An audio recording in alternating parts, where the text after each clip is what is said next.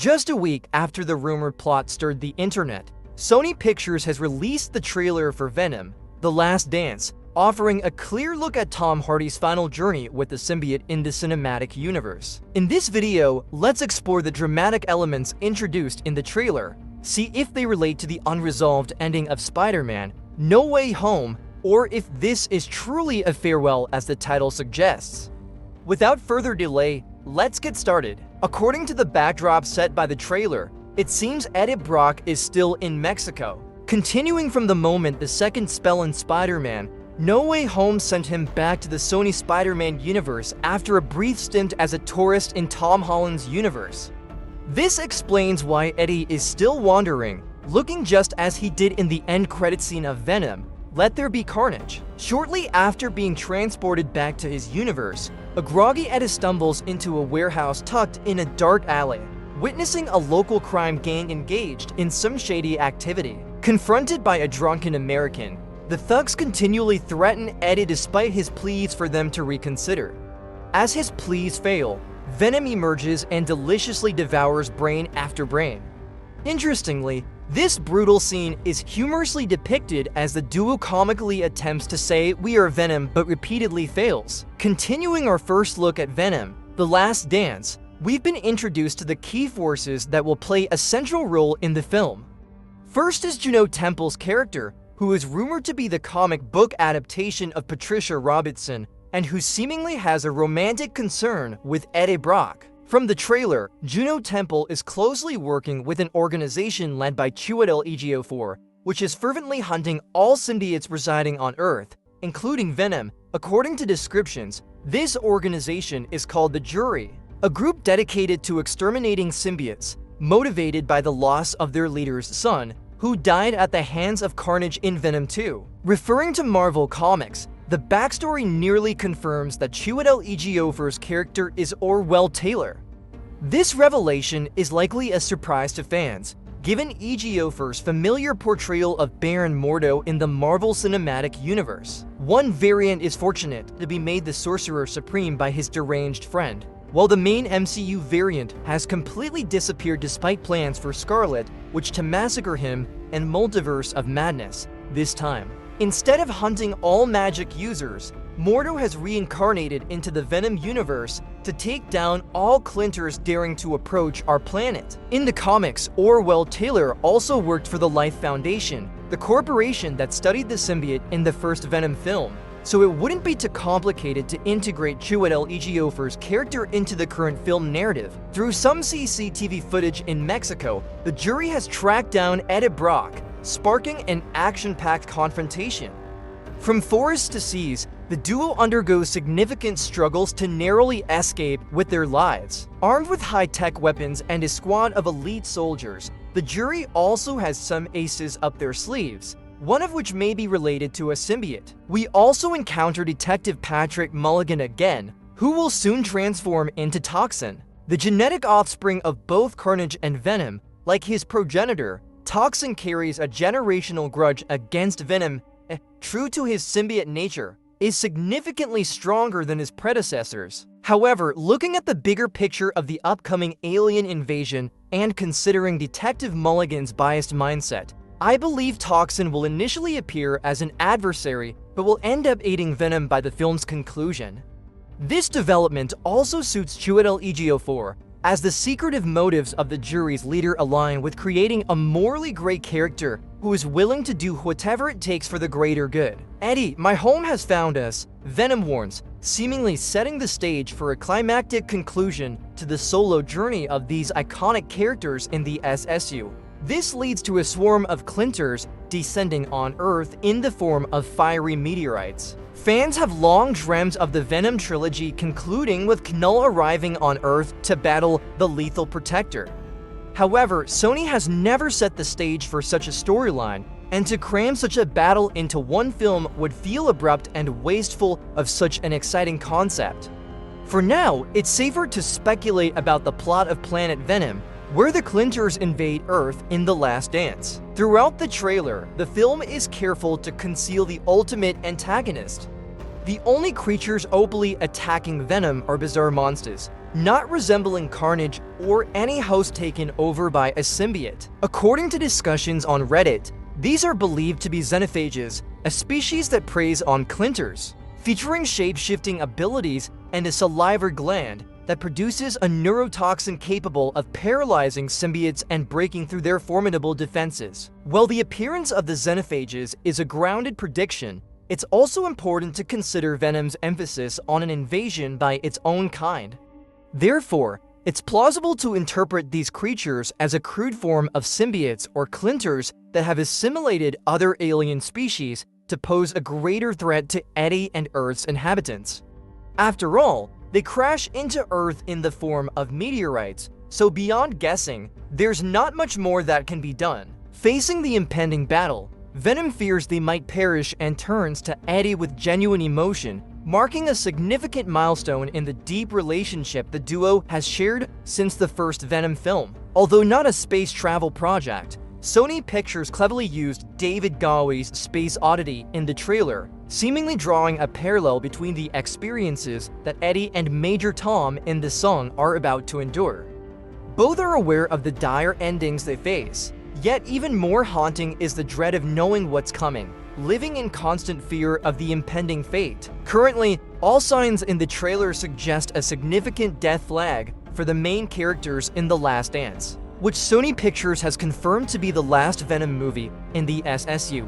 However, the end of the series does not necessarily mean Venom will be sacrificed or Tom Hardy will retire his role. Kevin Feige has been quite open about the future possibilities for the famous symbiote, even hinting at Eddie Brock joining the Avengers, Secret Wars. Although just a theory, Venom's conclusion would make sense if viewed as the beginning of a new approach where Eddie Brock might no longer be the focus of solo films, but could play an essential ongoing role throughout the SSU or Sony's Spider-Man universe. To put it simply, Tom Hardy's role could be similar to that of Bruce Banner as portrayed by Mark Ruffalo. Since the Avengers in 2012, Banner is a crucial figure throughout the entire saga, involved in all major events, despite never having a standalone project. From Sony's perspective, would they really abandon their most successful franchise at a time when their cinematic universe is still developing? Now, let's move to the detail that's causing a buzz on social media. The frame shows Chiwetel Ejiofor commanding troops to retrieve a cluster of black symbiote. Yet this bartender seems eerily familiar.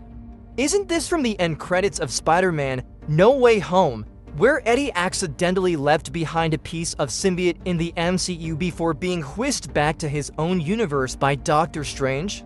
If Venom had already settled in Tom's Spider-Man reality, how could the jury from the SSU be present?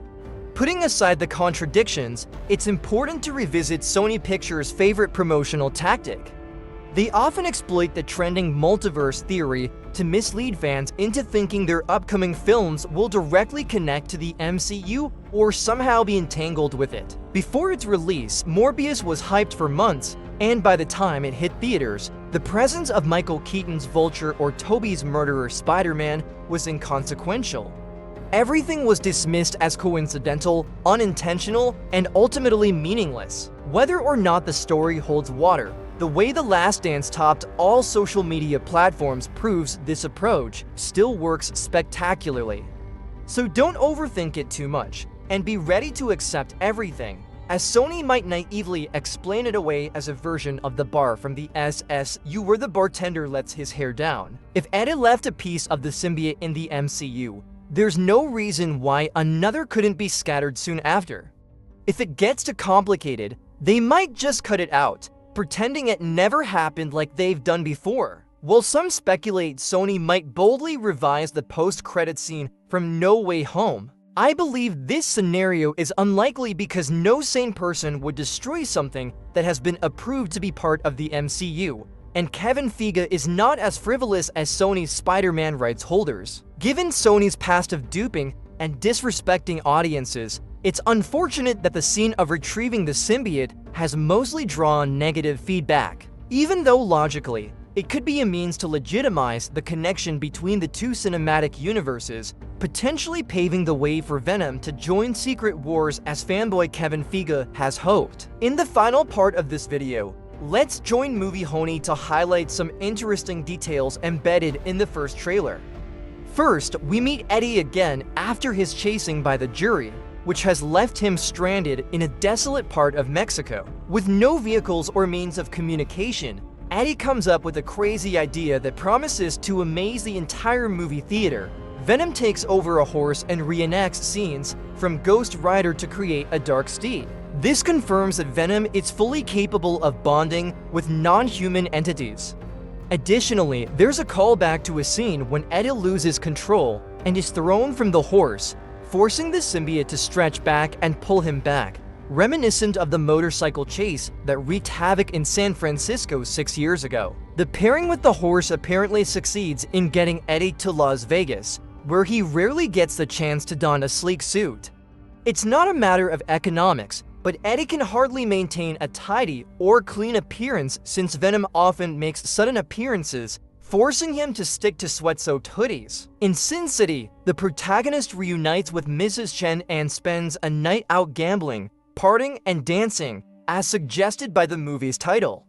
Alongside the teasing scenario about what Tom Hardy would look like as James Bond, we're also left wondering about Mrs. Chen's real role in the film. In fact, this grocery store owner, Mrs. Chen, is far more significant than just a comedic character.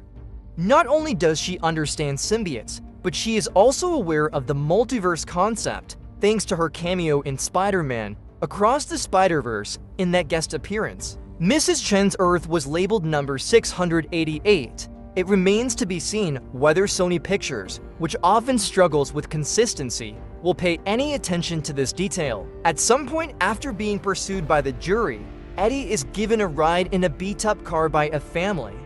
This would be unremarkable if not for the quirky father, played by Rhys Ifans, with Sony emphasizing this frame, though afraid the audience might miss this detail. We all recognize Ifans as Dr. Curt Connors, or the Lizard, from The Amazing Spider-Man. Interestingly, there have been numerous rumors in recent months about Sony's ambitions to bring Andrew Garfield and Tobey Maguire back as Spider-Man. While not wanting to get overly hopeful, it is indeed plausible that the Venom universe is well suited to be a universe where Peter exists.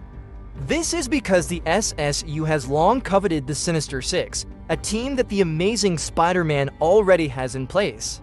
Conversely, Andrew Garfield's Spider-Man is upset about not fighting aliens, while Venom has an entire army ready to land. Just days before The Last Dance released its first trailer, several well-known Marvel movie leakers simultaneously posted rumors about the storyline set up for the sequel to Venom. Coincidentally, they all hinted that through the infamous hive mind of the symbiote, Venom has learned about Peter and the inevitable fate that will end both Venom and Eddie Brock as Spider-Man. Continuing with How I Met My Spider-Man, the Peter Parker introduced in The Last Dance will be just a 10-year-old boy. Unwilling to sit idly by and await a foreboding future, Venom considers eliminating the young boy to prevent long-dreamed nightmares. This cruel intention forces Eddie to intervene. The future could still change if Venom proves that he is not a negative force that needs to be eliminated. More fantastical than Venom sparing Peter Parker's life is that the symbiote itself will cause the boy to be bitten by a strange spider, setting the precondition for creating Spider-Man later. This situation fits the narrative that Venom, knowing Spider-Man will eventually defeat him, proactively creates Spider-Man to fulfill destiny, or, more wildly, to prove himself as an anti-hero, a moral gray area not worthy of elimination. According to a twist shared by 3C Films, Sony recently conducted a survey related to The Last Dance, and due to the survey being poorly administered, new plot details were leaked. From what the trailer suggests, the above fantastical plotline has significantly shaken faith. It's unclear how the screenwriters would fit such a large sequence into the midst of the Clinter invasion and Venom's battle against the jury. That said, I still believe this boy is Peter Parker because Sony Pictures has had too many accidental slips, so surely this time will be different. And that concludes Movie Honey's analysis of the first trailer for Venom, The Last Dance. Thank you for watching this video, and now Movie Honey is out.